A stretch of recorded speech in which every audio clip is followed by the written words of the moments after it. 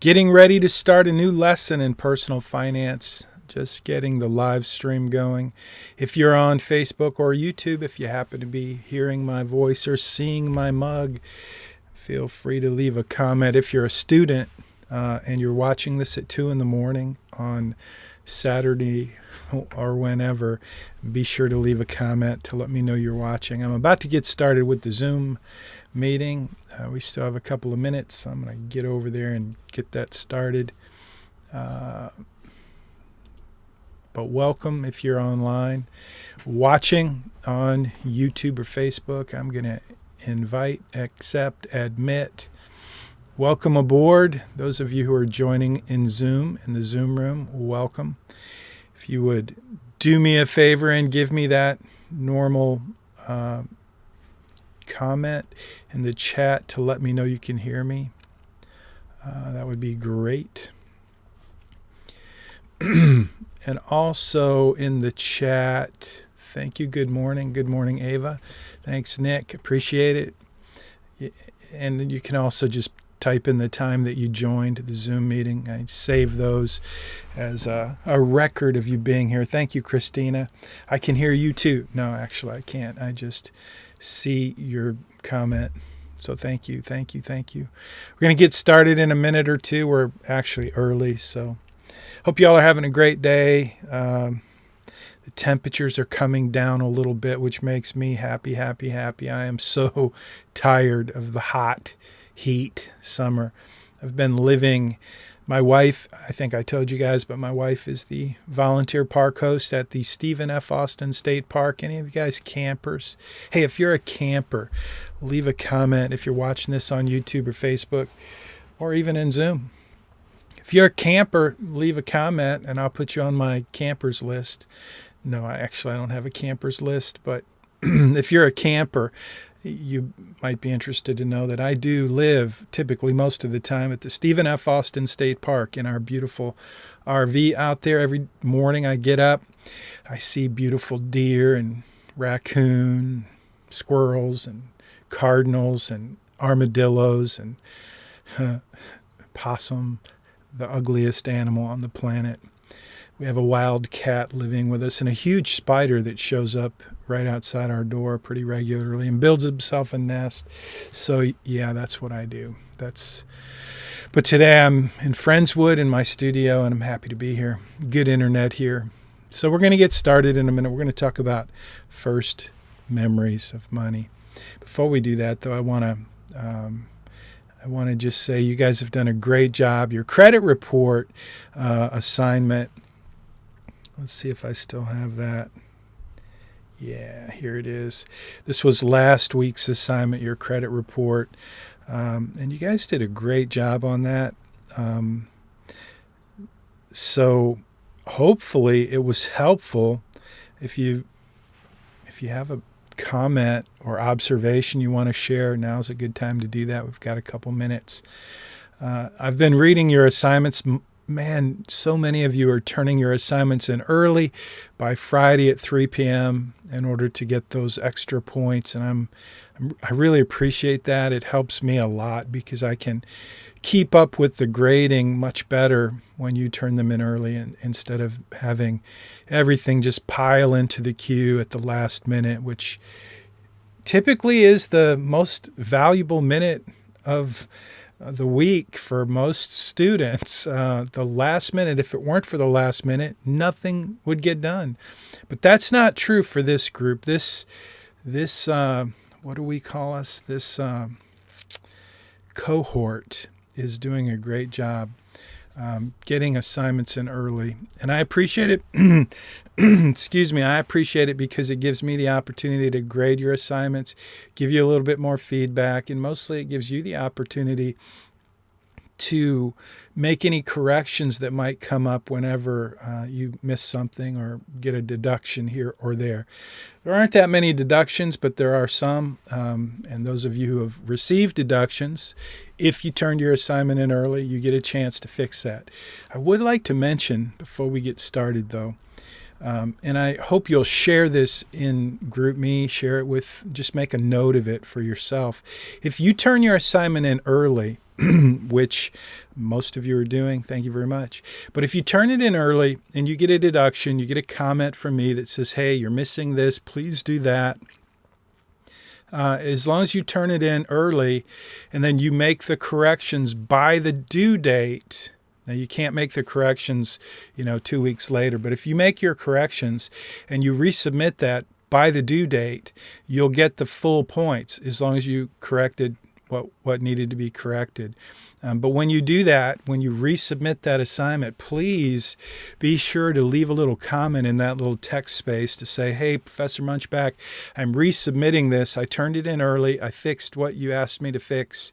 And then when you post that, I will give you the extra points. But if you don't post that little note, it's very likely you're going to end up in the queue with, all of the students who turned their assignments in later on time. But once that happens, that avalanche of assignments that I'm grading, I probably won't. I might, but I wouldn't count on me. I wouldn't count on me. I would count on you to leave a comment. Now, if you forget to do that, you can let me know later, and we can play email tag and create extra work, and I'll get it fixed for you. But do me a favor and just help me out there by letting me know if you make a correction and you submit your assignment. Just let me know it's an update, it's a redo, and you'll get those full points. So, okay, it's time to get started. It is 10:05, and as you know, hopefully you know what that means. It means that we're going to not let anybody else in at this point. So we're going to talk about first memories of money. I want to just kind of set the table a little bit and tell you a little background about this question. In your homework assignment this week, you're going to get to read lots of people share their first memories of money, sections from my book, Make Your Money Count. One of my favorite chapters, and it's certainly one of my favorite assignments, is to read your this week's assignment, which is First Memories of Money, and you're going to do a parental interview. So I'll talk about both of those assignments. It's really one assignment with two parts, and so we'll talk about that. But the first one is First Memories of Money. And so a little background, I'm a financial planner. When I went to my residency program at the Financial Planning Association, it was in Philadelphia and Bryn Mawr, at the American College on their campus. It was awesome. I had some great mentors. One of my mentors, his name was Rich Busillo. He does what I do. He's been doing it a lot longer than I have, at least at that time. I'm not even sure he's still working, but if you're out there, Rich, you touched me. Anyway, Rich was an awesome dude. He was a great mentor along with the other mentors. But one of the questions that Rich asked his clients, and he taught us as mentees, as trainees, as new certified financial planners, he taught us the question that he asked his clients, and that was, he would ask them to just reflect a little bit on their first memories of money. He would just ask the question, what are your first memories of money? Maybe it was your first paycheck. Maybe it was the first time you held a bunch of coins in your hand. Maybe it was the tooth fairy. Just what is your first memory of money? So I'm going to just let you think about that for a minute, because when Rich asked that question, when he set the table for the importance of that question and how he asked his clients that question, what are your first memories of money? He just kind of started talking about it, but as he was talking about it, all of these memories were going through my head, my first memories of money. And so it's one of the reasons it ended up as a chapter title in my book, Make Your Money Count. But more than that, the question, what's your first memories of money, that whole topic has become a really important piece of the financial planning journey for me when I'm working with other clients. And it's helpful for me, too, just to reflect on my first memories of money, which you can read those. They're not required reading, but it's interesting to me, and I hope it may be interesting to you, too, to think about your first memories of money. The reason that it's interesting to me and important, as you'll see when you do your homework, is that as a financial planner, if I understand you, if you're my client and I'm helping you create a financial plan for your future, it helps me to know you, to understand how you think about money, because how you think about money is how you will behave with respect to money and financial matters.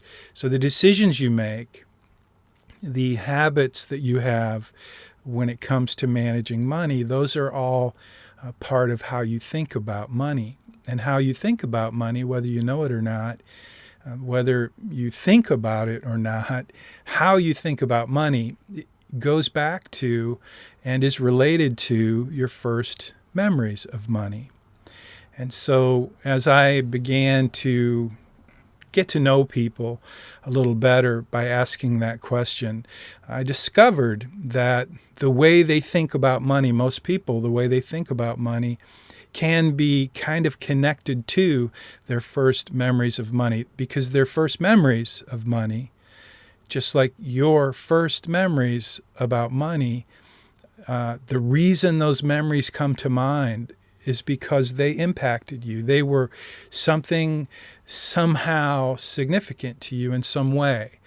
And the fact that you think about those first memories of money, that those are the memories that come to you, has some relevance, some significance. And in my experience in asking this question and getting to know people in the context of helping them create a financial plan, my experience and my appreciation for that question and that whole mental process has been very significant, because what happens is when someone tells me their first memory of money, and you can read all about this again in your homework, but I'm just trying to set the table here. When someone tells me their first memory of money, like for example, my Uncle Hank, he is passed now, but he and I went for a walk one day, and he was my client. He was gracious enough as my uncle to trust me as his financial planner and his investment manager, and that meant the world to me, as you might imagine, for someone that I respected in my family to trust me to help them manage their finances. And so in doing that, I tried to treat him like a regular client. And one of the things I did was I said, let's go for a walk. We went for a walk. It was a beautiful, sunny, cool morning in Bowling Green, Kentucky. And we went for a long walk out in the country. And I asked him the question, what's your first memory about money? And he told me the story about when he was a child and the only time he ever saw his father cry. And his father was a pig farmer. In the book, my publisher said, let's use cow farmer. For some reason, that seemed more better for a book, so we did that more better. It seemed more appropriate, I guess, but I kind of regret that, because Hank was actually a pig farmer, his family, pig farmers. And so he told me the story about coming home one day from school and his father was sitting at the kitchen table crying.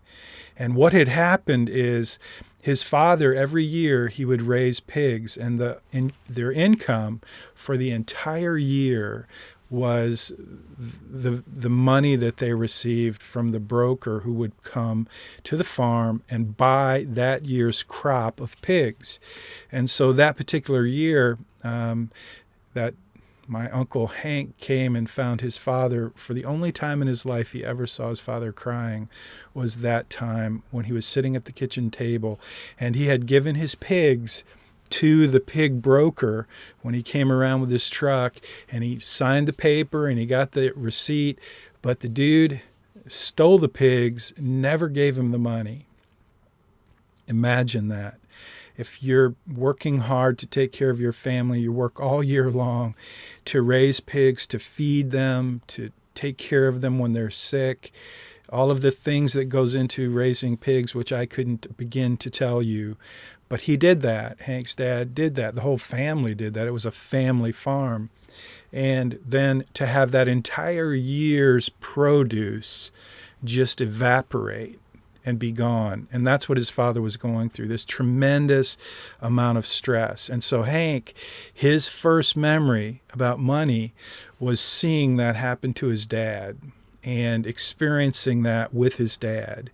And so that was his first memory. And as he shared that with me, it was a profound experience for me and for him too, just to relive that. And so, the question, what's your first memory about money? For me, as a financial planner, it's not just about the question and the answer, although it's if you're out there trying to figure out how to become a financial advisor or a financial planner, one of the things we struggle with, everyone in every business probably, but certainly in financial services as a financial advisor, one of the things you struggle with is earning trust. How do you build trust with someone? How do you do that effectively, efficiently, quickly?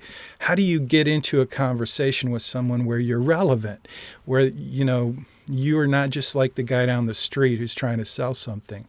Well, that was always important to me as a professional, to try to be really good at earning trust. And for some reason, that's come pretty natural. Most of the time, people trust me, and hopefully it's because I'm trustworthy. But I'll tell you this, as far as tricks go, this would be a great trick. Not trick, that's a terrible word, but it's true. There are certain techniques you can use to build trust. And one of them is to ask good questions and to listen. And if you ask a question that you're really interested in, that really helps. So over the years, asking that question has been not just a great experience for me, not just helpful and valuable, but it's a great way to build trust. Because when you ask a question like that about a first memory of money and someone shares a first memory, it enlivens them. And you're going to experience this question this week. It's one of the reasons I'm going a little deeper into the question, what's your first memory about money? Because the next part of your assignment is not, the first part is just to share your first memories about money and what they mean to you. Just kind of break those out and share those with me in your assignment. But the second part of your assignment is to do a parental interview. And in that interview, that's one of the questions you're going to ask the person that you choose to interview. You're going to ask the question, what's your first memories of money? And you're going to set the table a little bit, and I'll teach you how to do that in the assignment. I kind of lay that out for you. But it's really very simple. When you ask the question, you always want to kind of set the table. If I asked you, what's your purpose in life? That's not a great question. Your brain just doesn't know how to process that. And the question, what's your first memories about money, needs a little bit of table setting to help your mind prepare and think and reflect. And so the way you do that is you say, I want to ask you a question. Well, I want to ask you about your first memories of money. And that's where you kind of help let the brain start working. And you say, maybe it was your first paycheck. Maybe it was the first time you received an allowance. Some common things that happen to young people with respect to money, like how do you discover money? It's different in every family. It's different in different cultures. But I remember holding money, having quarters. My grandfather would give us quarters. But there's lots of first memories. But I just want you to set the table, and I want you to ask that question to the person that you choose to interview. And I'm going to talk more about the interview in a minute, but first, let me wrap up on the first memories of money. The question, the answer, the connecting the dots afterwards. So with my Uncle Hank, for example, as his financial planner, I need to understand how he thinks about money. I need to understand why he feels the way he feels about money, and that will help me understand what he naturally does in terms of how he manages money. And I'll just ask you a question. If you're thinking about Uncle Hank, and as you read his story this week, just imagine that you are a financial planner trying to figure out, how does this guy operate? What's his approach to money? I want to just ask you to reflect a little bit and think about, what do you think his behavior is with money? Do you think he's one of the folks, like many of you have told me, that you spend it as fast as you get it, like you don't understand how you just spend money? And you know that you do, because you're starting to track your spending and you're seeing that you spend money. I know a lot of people who, they get money and they just want to spend it. But then on the other hand, there are a lot of folks like my Uncle Hank who really save money.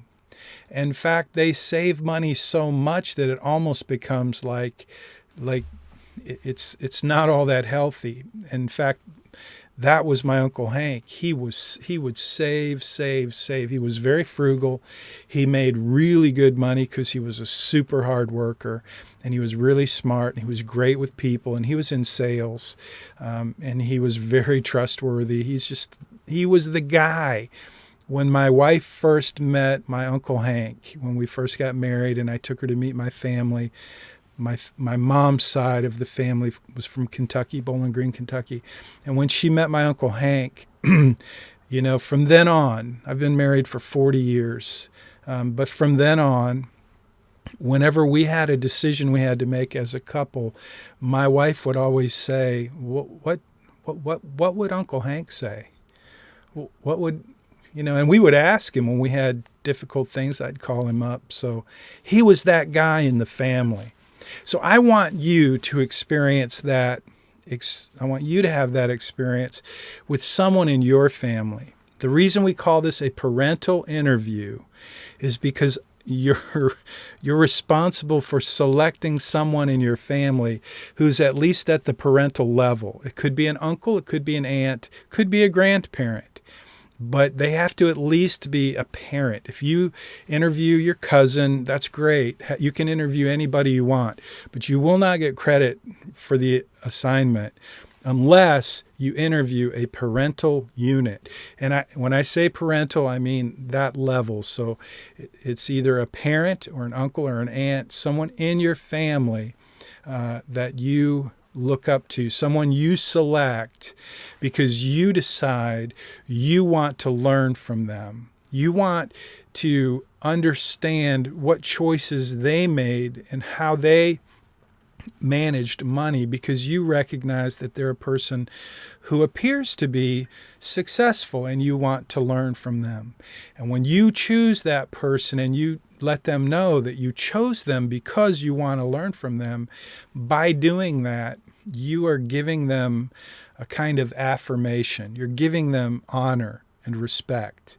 And so it's a big part of this assignment for you to, the parental interview is an important part of that whole assignment is the way that you do it. And so I want to talk about that now. Before I do, though, I'm going to take a pause, take a breath. I would drink some water, but I don't have any water with me at the moment.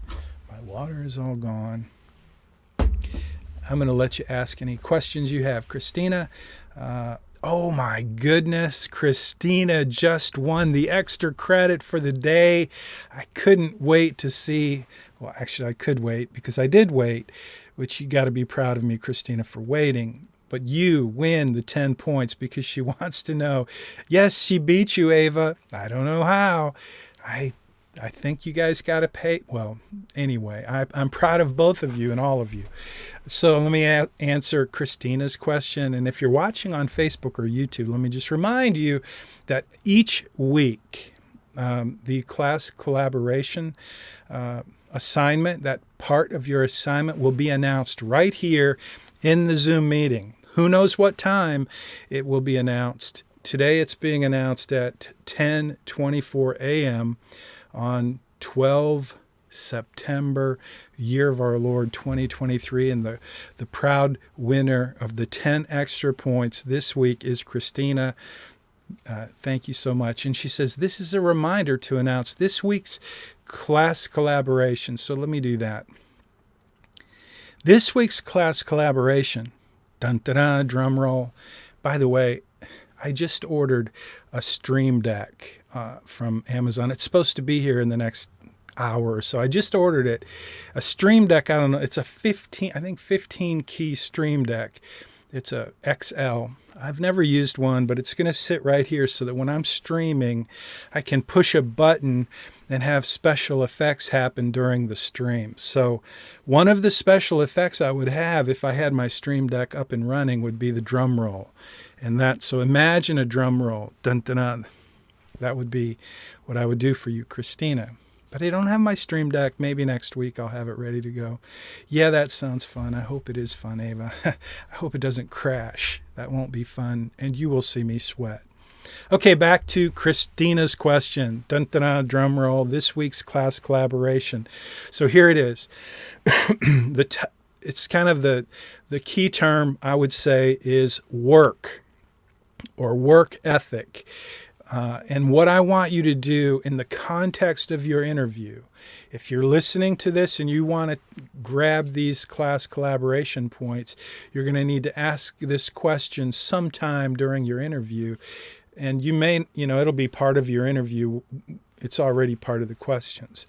But it's about work and work ethic. And what I'm curious about, what I'm genuinely curious about is your perspective, like your understanding of work and work ethic. Now, I don't know if you know this, but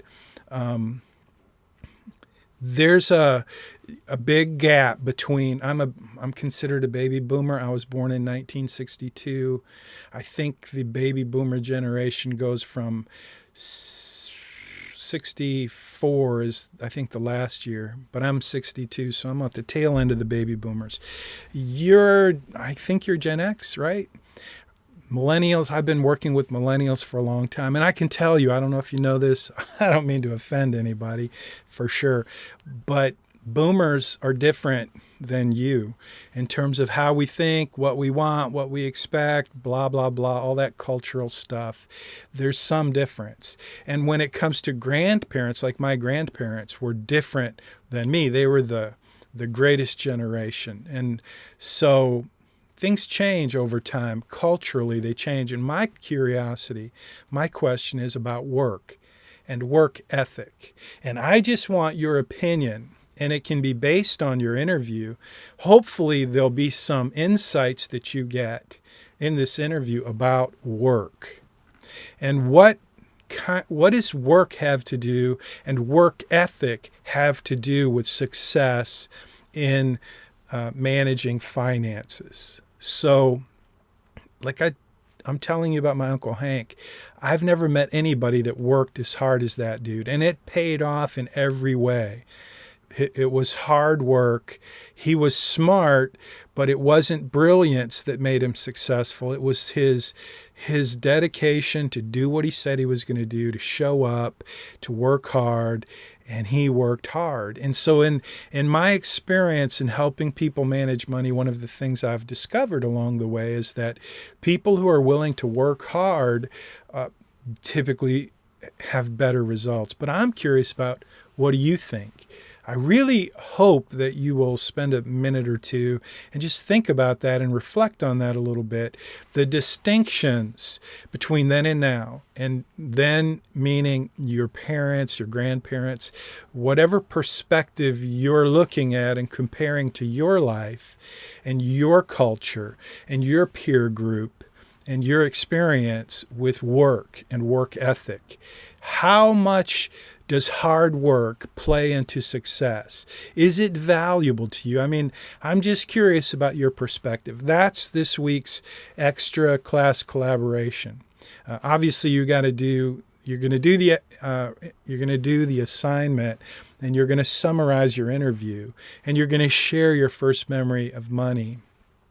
That's all part of your assignment, but your class collaboration is to share a little bit about your perspective about work and work ethic, and does it matter? What's your perspective? So I'm looking forward to that. So I think that's about it. Today's going to be a short lesson. I'll unless you have questions, it's really pretty cut and dried, this assignment. It's, again, it probably is each of these assignments, by the way, have a special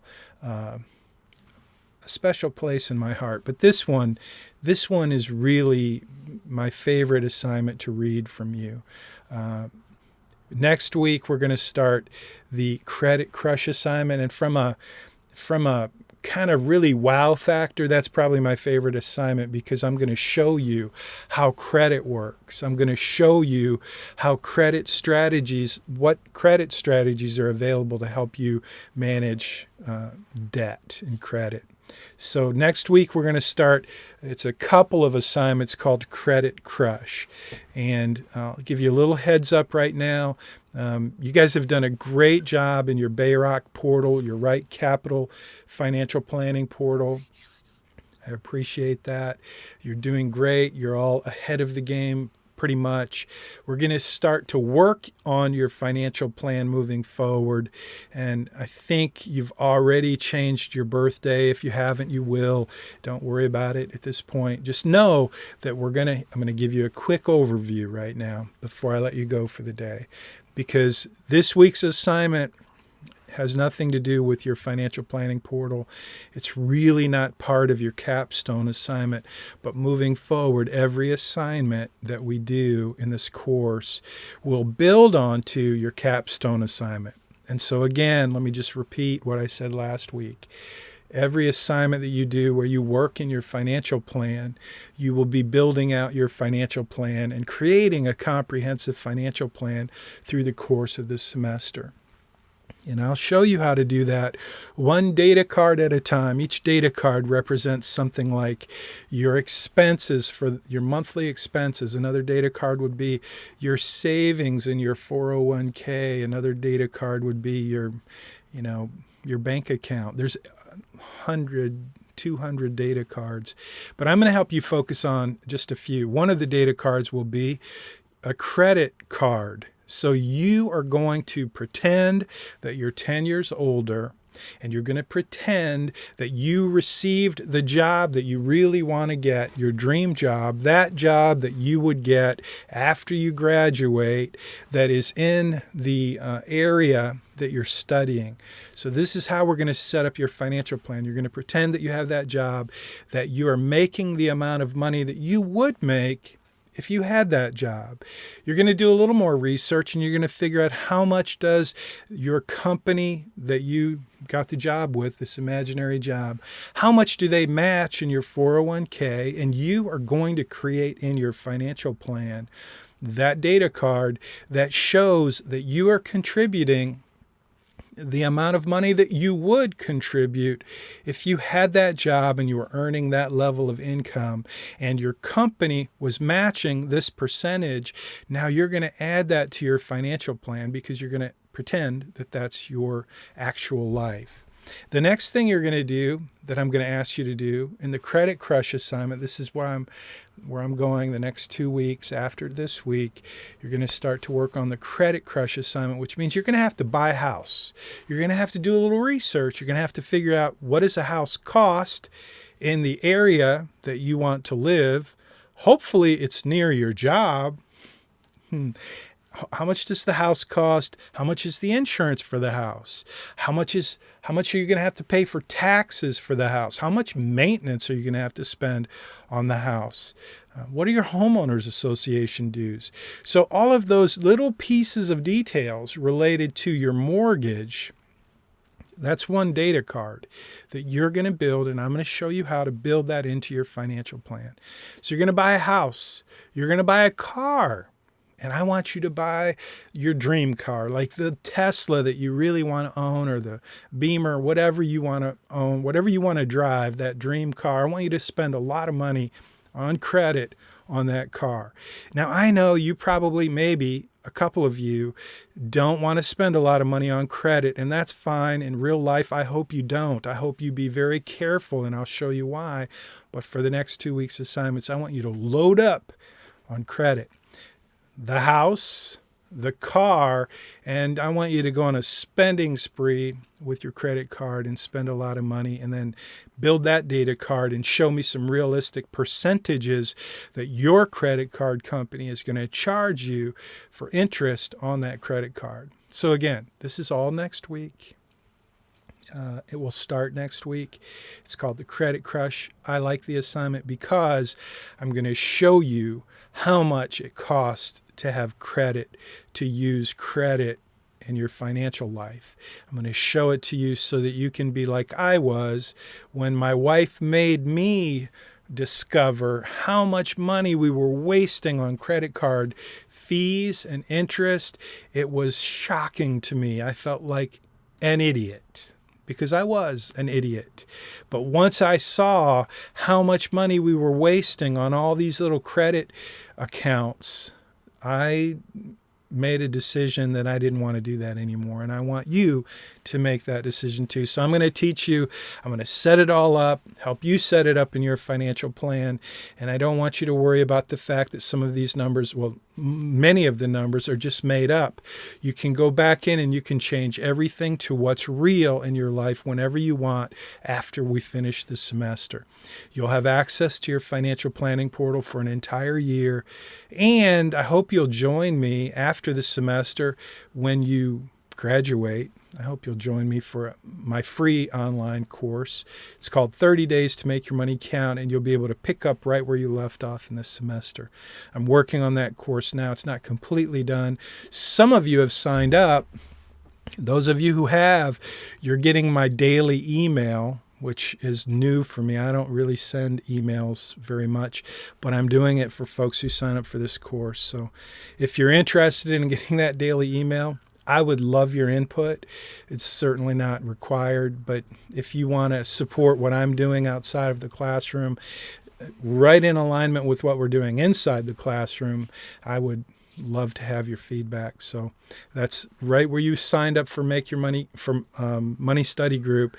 There's 30 days to make your money count. If you sign up for that, I've set up a system where I'm creating the emails, so you'll get one email a day that will nudge you to go into your financial plan on Right Capital and make tweaks. And you're already doing most of the stuff that I'm doing in that course, but if you're got a few minutes and you want to make a little fun of me for my daily emails and the little videos that I'm sending out, you're welcome to do that. I would love to see your comments. It's just getting started, and you're invited. And again, it will be available to you after you graduate. So what I'm going to ask you to do this semester in terms of making stuff up may seem like a drag to you, hopefully not, but just I promise you, you'll be able to use these tools to create a genuine, actual financial plan for yourself. But work with me through the semester and let me show you how some of these strategies work. And it just works better if we have certain kind of common things like a house payment, a car payment, and a credit card payment. And I'll show you how it works, and it will be worth your time, I promise. And I think you'll be going, wow, like I did. So that's what's coming. This week, it's First Memories About Money and the Parental Interview. And remember, if you decide to interview your cousin or your roommate, that's great, but you won't get any points for that. So please follow the instructions. Don't ask if you can interview your roommate or your neighbor or whoever. If it's someone old enough to be your parent who's in your family or in your clan, then the answer is yes. It could be an uncle, could be an aunt, could be a grandparent, could be a parent, obviously step parents as well, but not a roommate. Nope, not a roommate. Not a roommate. So there you go. Any questions? I'm going to go ahead and, hey, by the way, Christina, I owe you 10 points. I don't know how I'm going to deliver those to you, but whenever you want them, you just tell me I owe you 10 points, and that's how that'll work. I'll try to remember to stick them on this week's assignment, but if I forget, I owe you 10 points. Good job. Thank you. All right. I don't see any questions. Say something before I let you go here in Zoom. Say goodbye. Say thanks. Say happy Tuesday. Say something so I know you're... Oh, there we go. Thank you, Ava. Have a good week. Ava's not watching Netflix. Hey, Nick's here too. Thank you, Nick. I hope you've been with me the whole time, but good luck with your assignment this week. Happy Tuesday, everybody. Thank you, guys. Thank you, Adriana. Everybody have a great week. I'm going to go ahead and jump on over to the live stream now, and I'm going to end the live stream. So if you're watching on Facebook or YouTube, remember you get to do your comments right there on YouTube or Facebook. Just grab a screenshot, or you can do it inside Money Study Group. But do let me know you're watching, because I'm not sure you're here unless you tell me you're here. So leave a comment, let me know you're watching on YouTube or Facebook. And again, this will be posted. By the way, let me just show you. I want to make sure everybody knows this before I go. This is our playlist for the semester. So this video will be posted right here in this playlist, and it's right there on my YouTube channel at Jim Munchback on YouTube. Munchback has an H on the end. All right, so there we go. I'm going to end